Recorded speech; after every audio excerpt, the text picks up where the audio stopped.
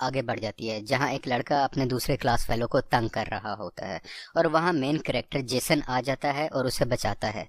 जिस स्टूडेंट को तंग की रोशनी दिखाई देती है, जिससे इन सब की क्यूरोसिटी बढ़ जाती है। ये जब इनको देखते हैं कि यहाँ वही जियो क्रिस्टल्स होते हैं जो स्टोरी के शुरू में जॉर्डन एलियन के पास थे, लेकिन जा रहा होता है उसका नाम बिली होता है। अब जेसन और बिली बहुत अच्छे दोस्त बन गए हैं और बहुत सा वक्त साथ गुजारते हैं। एक इनको कुछ मालूम नहीं है अभी तक कि ये क्या चीज है। ये अभी देख ही रहे होते हैं कि माइनिंग फील्ड की सिक्योरिटी आ जाती है और ये सब क्रिस्टल्स लेकर अपने घरों को भागकर बच जाते हैं। दूसरी तरफ हम देखते हैं कि कुछ फिशरमैन मछलियां पकड़ रहे होते हैं। मछलियों के साथ हमें एक औरत की बॉडी भी नजर आती है और ये रीटा की बॉडी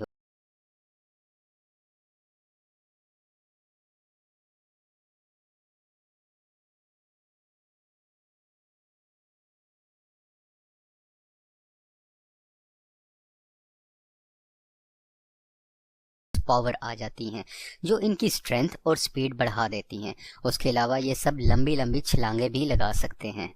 ये सब लड़के और लड़कियां ये देखकर परेशान हो जाते हैं और फैस्ट ट्रेनिंग करते नजर आते हैं। ये सब इसके बाद पानी के नीचे छुपी हुई एक स्पेसशिप में दाखिल होते हैं, जिसे देखकर सब हैरान रहते हैं और इन्हें अंदाजा हौसला करते हैं कि दोबारा उस जगह पर जाया जाए। इस सीन में फिशरमैन जब पुलिस को कंप्लेन करते हैं कि उनको किसी की डेड बॉडी मिली है, तो पुलिसमैन जब देखता है तो रीटा की बॉडी एक होता है कि जो क्रिस्टल हमें मिले थे वो इसी स्पेसशिप का हिस्सा हो सकते हैं। इस सीन में जॉर्डन एक कंप्यूटराइज्ड प्रोग्राम की शेप में इन सब के सामने आता है और वो करोगे।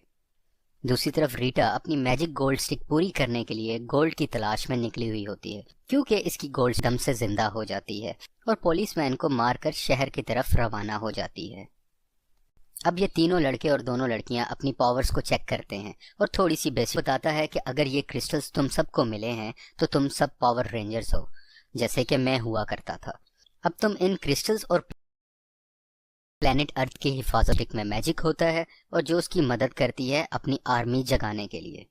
इस सीन में जेसन और बाकी पावर रेंजर्स फाइट प्रैक्टिस कर रहे होते हैं ताकि रीटा जब अपनी पावर मुकम्मल कर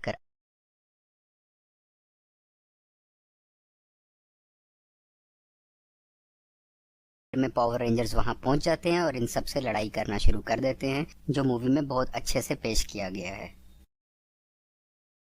यहाँ पे वो गोल्ड का आए तो उसका मुकाबला कर सकें। अब हम देखते हैं कि रीटा एक ज्वेलरी शॉप में जाती है, जो वहां से गोल्ड लेती है जो उसकी स्टिक बनाने के काम में आता है। और उसके अलावा उसके बाद वो वहां पे जब पुलिस आती है तो तबाही मचा के